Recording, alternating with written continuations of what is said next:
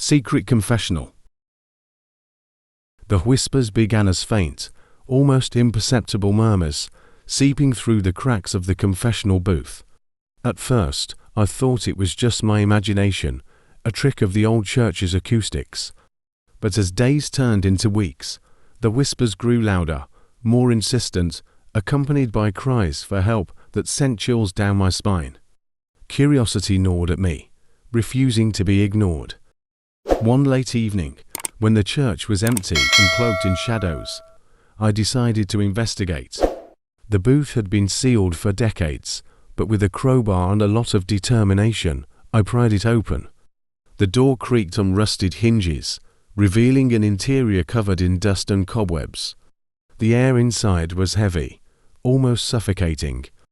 Behind the confessional's wooden screen, I discovered a small, hidden door. It opened into a narrow staircase that spiraled down into darkness. I hesitated, the cold air from below whispering against my skin like a warning. Taking a deep breath, I descended, flashlight in hand, into the bowels of the old church.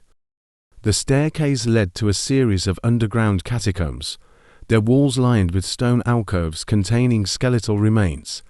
The air was thick with the scent of decay and something older, more malevolent. As I ventured deeper, I found remnants of horrific rituals, blood-stained altars, rusted chains, and symbols etched into the stone that made my blood run cold. The whispers grew louder, guiding me through the labyrinthine passages. They seemed to come from everywhere and nowhere at once, leading me to a chamber at the heart of the catacombs. There, I discovered a grim tableau, the remains of people who had been tortured and killed, their bones arranged in macabre displays. In the center of the chamber stood an old journal, its pages yellowed and brittle. It detailed the horrific deeds of a rogue priest who had once served the church, a man driven mad by his twisted beliefs. He had lured parishioners into the catacombs, subjecting them to sadistic rituals in a perverse attempt to commune with dark forces. A sudden noise made me jump, my flashlight flickering as shadows seemed to move around me. I realized I was not alone. The spirits of the tortured dead, awakened by my intrusion, began to materialize. Their eyes were hollow, their mouths open in silent screams. Panic surged through me as I stumbled back, desperately trying to retrace my steps. The catacombs twisted and turned, the passages all looking the same. The whispers became more frantic, mingling with my own ragged breaths. I could feel cold, spectral hands brushing against me, urging me to join them in their eternal torment. Finally, I found the staircase and scrambled up, the spirits close behind. As I burst through the hidden door and into the church, I slammed it shut, my heart pounding in my chest. The whispers ceased, and the oppressive weight lifted. In the weeks that followed, I couldn't shake the feeling that the church still held its dark secrets close. The confessional booth was sealed once more, but the memory of the catacombs lingered. I knew the church's haunted past could never truly be laid to rest, but I had escaped its grip for now. The nights that followed were restless, sleep eluded me, and when it came, it brought nightmares of the catacombs and the tortured souls trapped within. The church, which had once felt like a sanctuary, now loomed in my thoughts as a place of unspeakable horror. One evening, as the sun dipped below the horizon, casting long shadows through the stained glass windows, I decided to return to the church.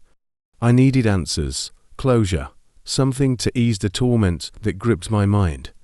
I couldn't let the spirits suffer in silence, nor could I ignore the malevolent presence that still lingered beneath the sacred ground.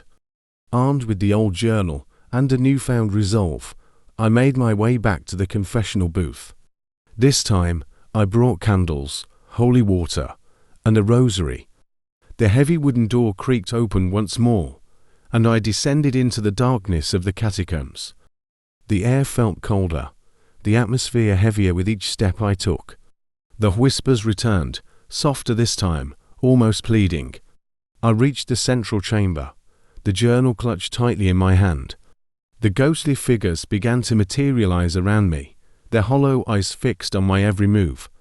I opened the journal, scanning the pages for anything that might offer a way to appease the spirits and cleanse the catacombs of the evil that had festered there for so long.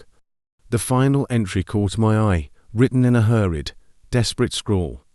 The ritual must be undone, the spirits seek release, but only the light of truth and the prayers of the faithful can break the chains that bind them. Forgiveness and peace can be granted if their suffering is acknowledged and their story told. With a trembling hand, I lit the candles and began to recite prayers for the dead. I read aloud from the journal, recounting the tragic history and the vile acts committed by the rogue priest. As my voice echoed through the catacombs, the spirits seemed to draw closer, their forms becoming more defined, their expression softer. The atmosphere shifted, the malevolent presence receding as the power of the prayers and the truth began to take hold. I sprinkled holy water on the altars and the symbols etched into the stone, feeling a growing sense of calm wash over the chamber. As I finished the last prayer, the spirits began to fade, their hollow eyes now filled with a sense of peace and gratitude.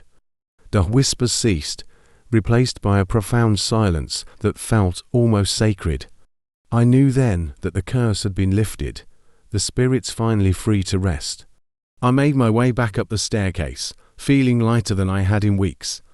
The church, bathed in the soft glow of candlelight, no longer seemed a place of terror, but a beacon of hope and redemption. The confessional booth was sealed for the final time, a symbol of the darkness that had been vanquished and the light that now prevailed. As I stepped outside into the cool night air, I took a deep breath, feeling a sense of closure and peace. The church's haunted past had been laid to rest, and with it, the torment that had plagued my mind. The spirits were free, and so was I.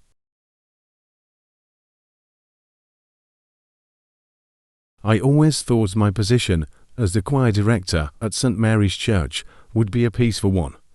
The congregation was friendly, and our rehearsals were always a harmonious escape from the daily grind. That was until we found the hymn. It started innocently enough. An old parishioner donated a stack of ancient hymnals to the church. Among them was a leather-bound book, its pages yellowed and worn. Inside, I found a hymn I'd never seen before, titled Cantus Daemonium. Curious and eager to add something unique to our repertoire, I decided we should learn it for our next Sunday service. The first rehearsal went smoothly, but as we practiced, a sense of unease began to creep into the church. The air grew colder, and an oppressive heaviness settled over us.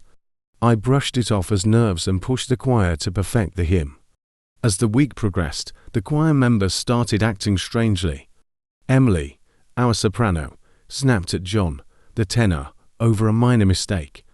John, usually calm and composed, responded with uncharacteristic aggression. By Wednesday, petty arguments had escalated into violent outbursts. During Thursday's rehearsal, Sarah, the alto, collapsed in a fit, her eyes rolling back as she screamed incoherently. Panicked, I called an early end to the rehearsal and sent everyone home. That night, I stayed late, searching for answers in the old hymnal. As I examined the pages, I noticed something chilling in the fine print beneath the hymn's title, a summoning chant for the demon Azazel. My blood ran cold. Frantic, I scoured the church archives for any mention of the hymn or its composer. Hidden in a dusty corner, I found a box of old correspondence and notes from a long-deceased choirmaster. Among them was a letter warning of the dangers of Cantus Daemonium, detailing how its composer had used it to summon a demon that possessed the choir, driving them to madness and death. With time running out, I knew I had to act quickly. I returned to the church and gathered the choir members, explaining the dire situation. Though skeptical at first, their recent experiences convinced them to help me find the original composer's notes. We tore through the archives, and just as the first light of dawn began to filter through the stained glass windows, we found a page detailing the reversal chant. We hurriedly practiced the counter hymn, our voices shaky but determined. As we sang, the church seemed to breathe with us, the oppressive atmosphere lifting slightly. But it wasn't enough. We needed to perform it together, just as we had sung the original hymn. With one last, desperate effort, we gathered in the choir loft and sang the reversal chant with all the strength we could muster. The air crackled with energy, and a low growl echoed through the church. Shadows twisted and writhed around us, but we didn't falter. Finally, as we hit the last note, a piercing scream shattered the air. The shadows dissipated, and the oppressive weight lifted entirely. We collapsed, exhausted but relieved. In the days that followed, the church returned to normal. The hymnals were burned, and the leather-bound book was sealed away, hidden where no one would find it again. We never spoke of Cantus Daemonium again, but the memory lingered, a chilling reminder of the darkness that lurks just beyond the light. Despite our best efforts to erase the memory of that cursed hymn, its lingering effects were felt long after the final note had been sung.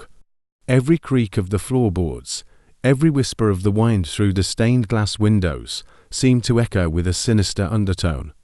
I found myself constantly glancing over my shoulder, half expecting to see a shadowy figure lurking in the corner of my eye. The choir members, too, were not the same. Emily's laughter, once bright and infectious, had turned brittle, like a fragile facade ready to shatter at any moment. John's easygoing nature had been replaced by a quiet, brooding silence, and Sarah, ever the optimist, now wore a haunted look, her eyes reflecting a terror that words could not convey. One night, as I sat alone in the choir loft, trying to lose myself in the familiar melodies of our old hymns, I heard a faint humming. It was the melody of Cantus Daemonium, soft and insidious, worming its way into my mind. My heart pounded as I scanned the empty church, my eyes straining against the darkness. "Who's there?" I called out, my voice trembling. The humming stopped abruptly, replaced by an eerie silence.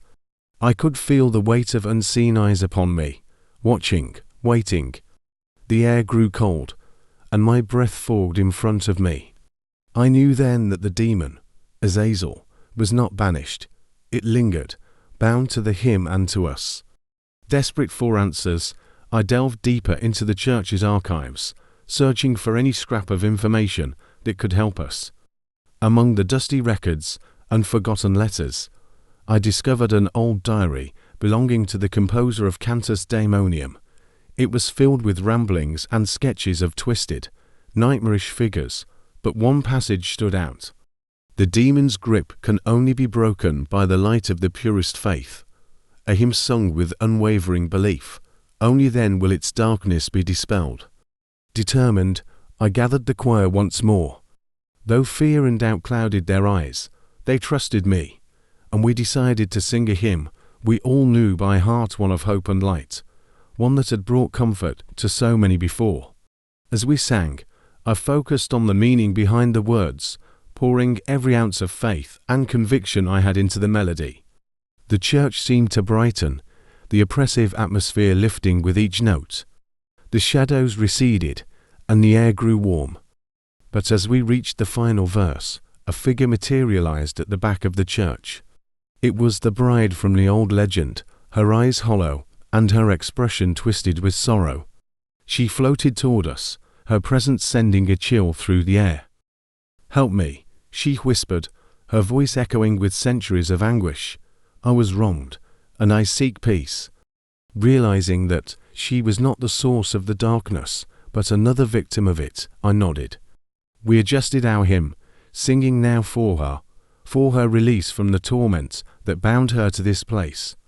As the final note hung in the air, a soft glow surrounded the bride. Her expression softened, and with a final, grateful look, she faded away. The church brightened, the oppressive weight lifting entirely. In the days that followed, we rebuilt our lives, our faith stronger for the trials we had faced. The hymnals were once again filled with songs of hope and joy, and the dark history of Cantus Daemonium was laid to rest, a reminder of the power of faith and the light that can banish even the deepest shadows.